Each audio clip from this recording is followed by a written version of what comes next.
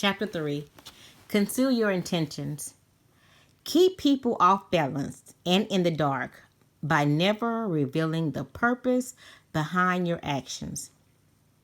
If they have no clue what you are up to, they cannot prepare a defense. Guide them far enough down the wrong path, envelop them in enough smoke, and by the time they realize your intentions, it will be too late. Use decoyed objects of desire and red herrings to throw people off the scent. If at any point in the deception you practice, people have the slightest suspicion as to your intentions, all is lost. Do not give them the chance to sense what you are up to. Throw them off the scent by dragging red herrings across the path. Use false sincerity. Send ambiguous signals. Set up misleading objects of desire. Unable to distinguish the genuine from the false, they cannot pick out your real goal. Transgression of the law. Over several weeks, Nanin de Leclos, the most infamous courtisan of the 17th century France, listened patiently as Marquis de Sévigné explained his struggle in pursuing a beautiful but difficult young countess. Nanin was 62 at the time, and more than experienced in the matters of love. The Marquis was a lad of 22, handsome, dashing, but hopelessly inexperienced in romance. At first, Nanin was amused to hear the Marquis talk about his mistakes. But finally, she had enough, unable to bear attitude in any realm. Least of all, seducing a woman, she decided to take the young man under her wing. First, he had to understand that this was war, and that beautiful countess was a citadel to which he had to lay siege as carefully as any general. Every step had to be planned and executed with the utmost attention to detail and nuance. Instructing the Marquis to start over, Nanin told him to approach the Countess with a bit of distance, an air of nonchalance. The next time the two were alone together, she said, he would confide in the Countess as would a friend, but not a potential lover. This was to throw her off the scent. The Countess was no longer to take his interest in her for granted. Perhaps he was only interested in friendship. Nanin planned ahead. Once the Countess was confused, it would be time to make her jealous. At the next encounter at a major fete in Paris, the Marquis would show up with a beautiful young woman at his side. This beautiful young woman had equally beautiful friends, so that wherever the Countess would now see the Marquis, he would be surrounded by the most stunning young women in Paris. Not only would the Countess be seething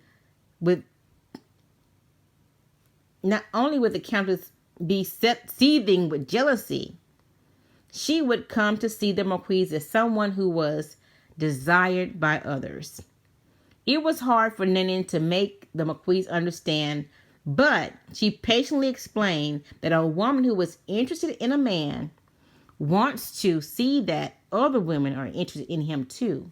Not only does that give him instant value, it makes it all the more satisfying to snatch him from their clutches.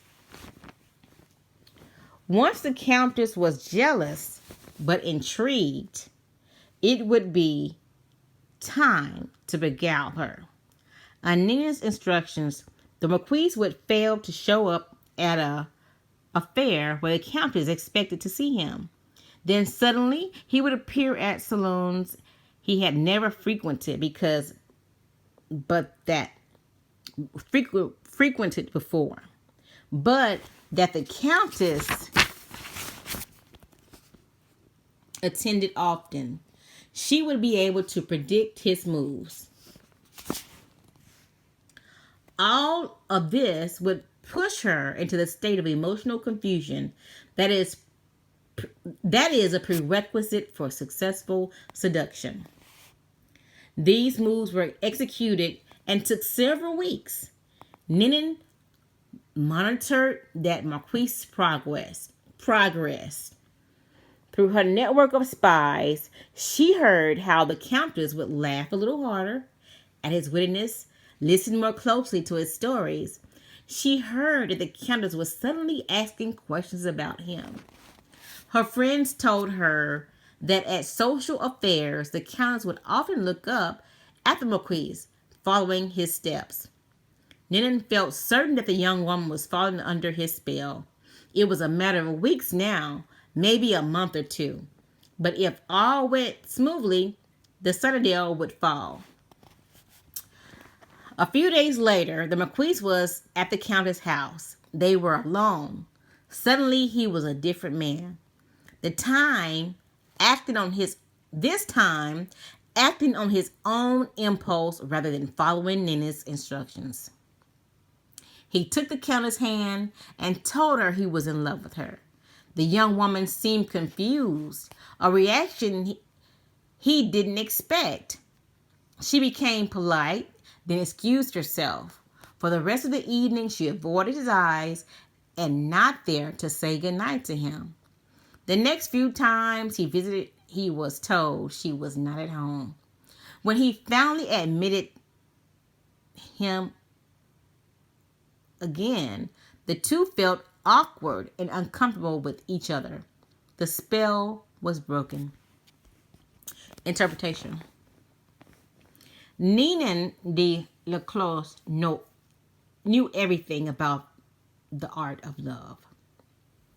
The greatest writers, thinkers, and politicians of time had been her lovers. Men like La Rochefoucauld, Molière, and Richelieu.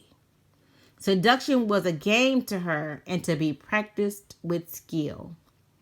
As she got older and her reputation grew, the most important families and friends would send their sons to her to be instructed in matters of love. Ninan knew that men and women are very different. The greatest writers, thinkers, politicians had been her lovers. Okay. Ninan knew that men and women are very different. But when it comes to seduction, Ninan knew that men and women are very different. But when it comes to seduction, they feel the same. Deep down inside, they often sense when they are being seduced. But they give in because they enjoy the feeling of being led along. It is a pleasure to let go and to allow the other person to detour you into a strange country. Everything in seduction, however, depends on suggestion. You cannot announce your intentions or reveal them directly in words. Instead, you must throw your targets off the scent. To surrender to your guidance, they must appropriately confused. You must scramble your signals, appear interested in another man or woman, the decoy, then hint at being interested in the target, then foreign indifference, on and on. Such patterns not only confuse, they excite. Imagine this story from the Countess' perspective. After a few weeks of the Marquis' moves, she senses the Marquis was playing some sort of game, but the game delighted her. She didn't know where he was leading her, but so much the better. His moves intrigued her, each of them keeping her waiting for the next one. She even enjoyed her jealousy and confusion for some time, and any emotional is better than the boredom of security. Perhaps the Marquise had ulterior motives. Most men do.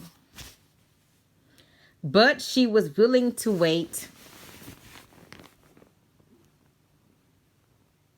and see, and probably if she had been made to wait long enough, what he was up to would not have mattered. The moment Marquise uttered the fatal word, love, however, all was changed. There was no longer a game with moves. It was artless show of passion. His intention was revealed. He was seducing her. This put everything he had done in a new light. All that before had been charming now seems ugly and conniving. The Countess felt embarrassed and used. A door closed that would never open again. Do not be held a cheat, even though it is impossible to live today without being one. Let your greatest cunning lie in covering up what looks like cunning.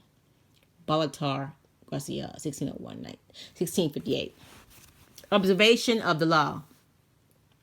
In 1850, the young Otto von Bismarck, then a 35-year-old deputy in the Prussian parliament, was a turning point in his career. The issue of the day were the unification of the many states, including Prussia, into which Germany was then divided, and a war against Austria, the powerful neighbor to the south that hoped to keep Germans weak and at odds, even threatening to intervene if they tried to unite. Prince William, next in line to Prussia's king, was in favor of going to war, and the parliament rallied to the cause, prepared to back any mobilization of troops. The only one to oppose war was the present King Frederick William IV and his ministers, who preferred to appease the powerful Austrians. Throughout his career, Bismarck had been a loyal, even passionate supporter of Prussian might and power. He dreamed of German unification, of going to war against Austria, and humiliating the country that for so long had kept Germany divided. A former soldier, he saw wartime as a glorious business. This, after all, was the man who, years later, would say, the great question of all time will be defined not by speeches or resolutions, but by iron and blood. Passionate patriot and lover of military glory, Bismarck nevertheless gave a speech in a parliament at the height of his war fever that astonished all who heard it. Woe unto the statesman, he said, who makes war without a reason that will still be valid when the war is over. After the war, you will all look differently at these questions. Will you then have the courage to turn to the peasant contemplating the ashes of his farm? To the man who has been crippled? To the father who has lost his children? Not only did Bismarck go on to talk about the madness of the war, but the strangest of all, he praised Austria and defended her actions. This went against everything he stood for. The consequences were immediate. Bismarck was against the war. What could this possibly mean? Other deputies were confused, and several of them changed their votes. Eventually, the king and his ministries won out, and war was averted. A few weeks after Bismarck's infamous speech, the king, grateful that he had spoken for peace, made him a cabinet minister. A few years later, he became a Prussian premier. In this role, he eventually led his country, at a peace-loving king, into a war against Austria, crushing the former emperor and establishing a mighty German state with Prussia at its head. Interpretation. At this time of his speech in 1850, Bismarck made several calculations. First, he sensed that Prussian military, which had not kept pace with other European armies, was unready for war. That Austria, in fact, might very well win, a disastrous result for the future. Second, if the war were lost and Bismarck had supported it, his career would be gravely jeopardized. The king and his conservative ministries wanted peace. Bismarck wanted power. The answer was to throw people off the scent by supporting a cause he detested, saying he would laugh at it as if said by another. A whole country was fooled. It was because Bismarck's speech that the king made him a minister, a position from which he quickly rose to prime minister, attaining the power to strength. The Prussian military accomplished what he had wanted all along, the humiliation of Austria and the unification of Germany under Prussia's leadership. Bismarck was certainly one of the cleverest statesmen who ever lived, a master of strategy and deception. No one suspected that what he was up to in this case. Had he announced his real intentions, arguing that it was better to wait now and fight later, he would not have won the argument, since most Prussians wanted war at that moment and mistakenly believed that their army was superior to Austrians. Had he played up to the king asking to be made a minister in exchange for supporting peace, he would not succeed either. The king would have destructed his ambition and doubted his sincerity. The king would have destructed his ambition and doubted his sincerity. By being completely insecure and sending misleading signals, however, he deceived everyone, concealing his purpose, and attained everything he wanted, such as the power of hiding your intentions. Keys to power. Most people are often open books. They say what they feel, blurt out their opinions in every opportunity, and constantly reveal their plans and intentions. They do this for several reasons. First, it is easy and natural to always want your tongue and watch your tongue. First, it's easy and natural always want to talk. Okay, damn.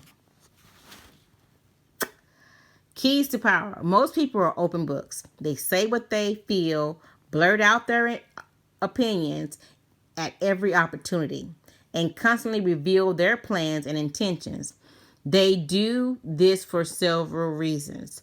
First, it is easy and natural to always want to talk about one's feelings and plans for the future.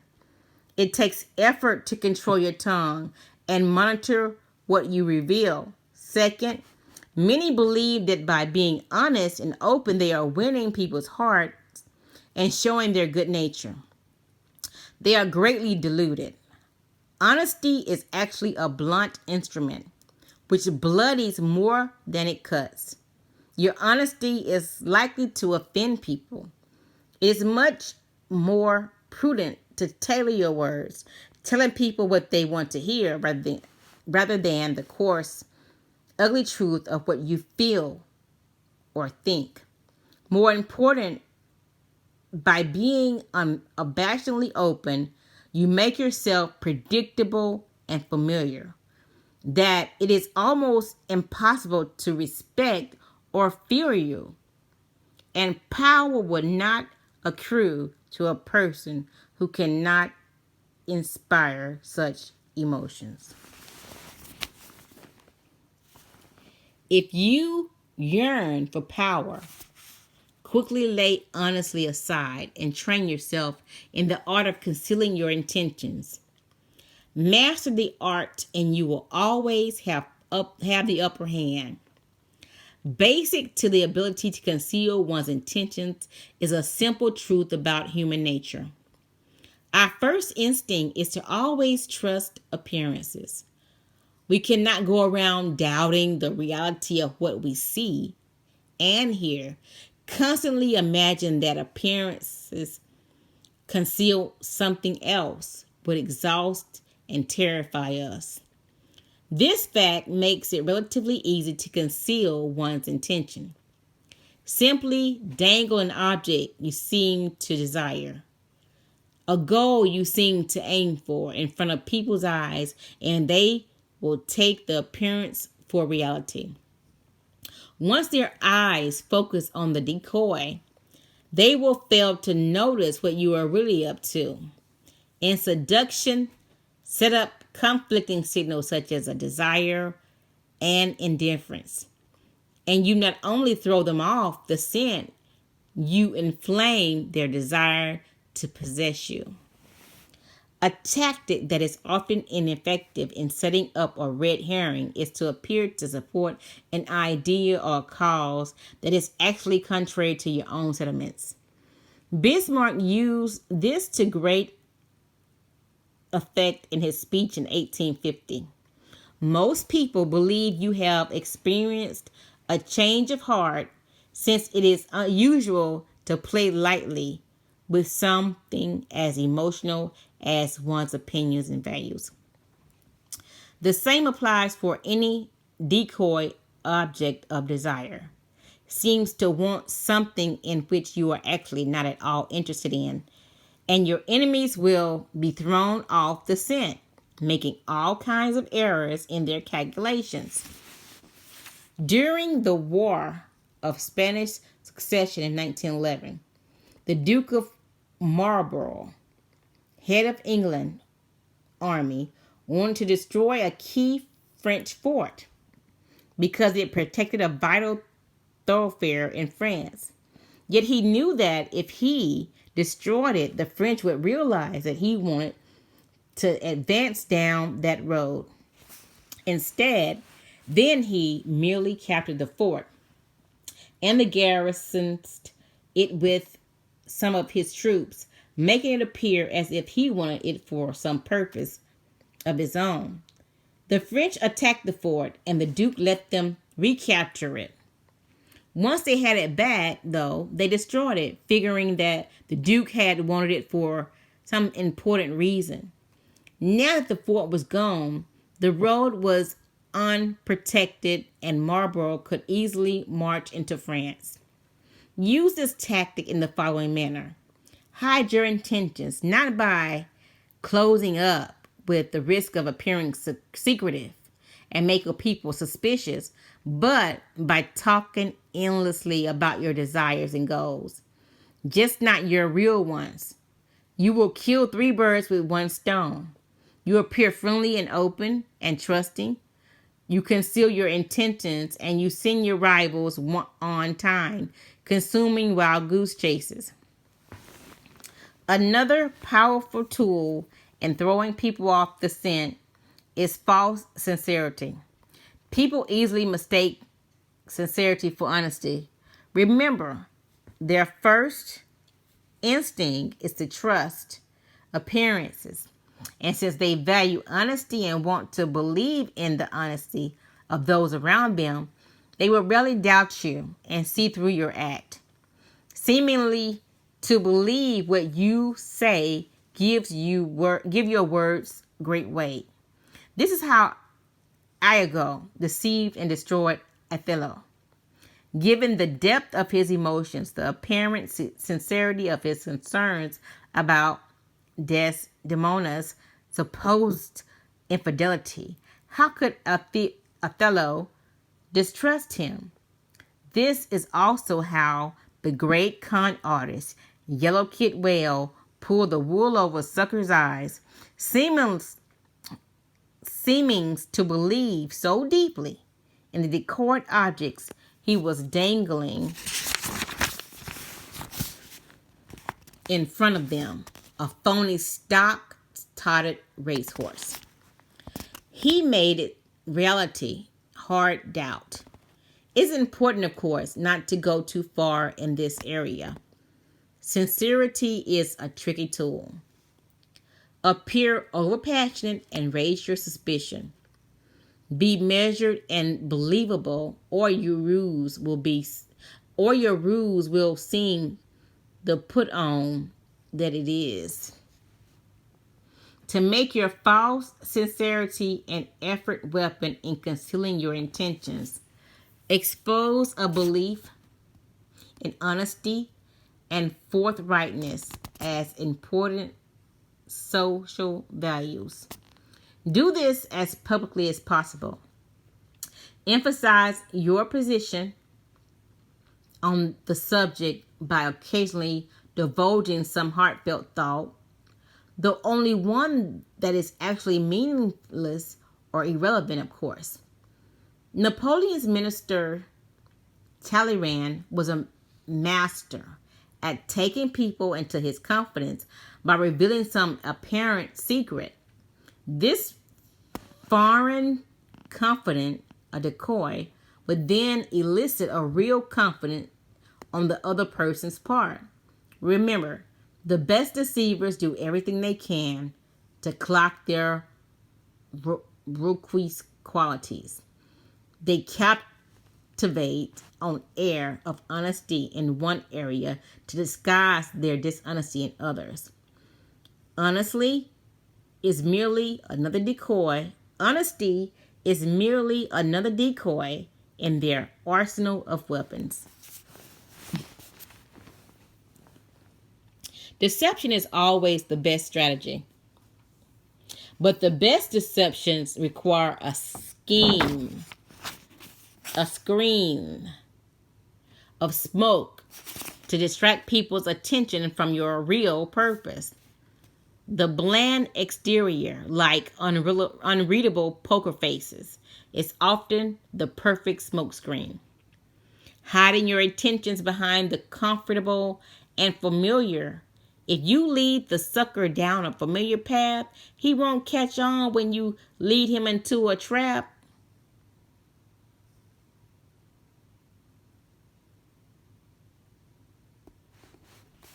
Observation of the law. 1. In 1910, Mr. Sam Giesel of Chicago sold his warehouse business for close to $1 million. He settled down to semi-retirement and the management of his many properties. But deep inside, he itched for the old days of deal making. One day, a young man named Joseph Well visited his office, wanting to buy an apartment, but he had up for sale. Giesel explained the terms. The price was $8,000, but he only required a down payment of $2,000. Well said he would sleep on it, but he came back the following day and offered to pay the full $8,000 in cash. If Giesel could wait a couple of days until a deal Well was working on came through. Even in semi-retirement, a clever businessman like Giselle was curious as to how Will would be able to come up with so much cash, roughly $150,000 today, so quickly. Will seemed reluctant to say, and quickly changed the subject to Giselle, but Giselle was persistent. Finally, after assurances of confidence, Will told Giselle the following story. Will's uncle was the secretary to a courtier of multimillionaire financier. These wealthy gentlemen had purchased a hunting lodge in Michigan 10 years ago at a cheap price. They had not used the lodge for a few years, so they had decided to sell it and had Will's uncle to get whatever he could for it. For reasons, good reasons of his own, the uncle had been nursing a grudge against the millionaire for years. This was his chance to get back at them. He would sell a property for $35,000 to a set up man who it was Will's job to find. The financier was too wealthy to worry about their low price. The setup man, who would turn around and sell a property again for its real price, around $155,000. The uncle, Will, and a third man would split the profits from the second sale. It was all legal and for a good cause. The uncle's just retribution. Giselle had heard enough. He wanted to be the setup buyer. Will was reluctant to involve him, but Giselle would not back down. The idea of a large profit plus a little adventure had him championing at the bid. Will explained that Giselle would have to put up $35,000 in cash to bring the deal off. Conceal, a millionaire, said he could get the money with a snap of his finger. Will finally relentless and agreed to arrange a meeting between the uncle, Giselle, and the financier in the town of Galesburg, Illinois. On the train ride to Galesburg, Giselle met the uncle and an impressive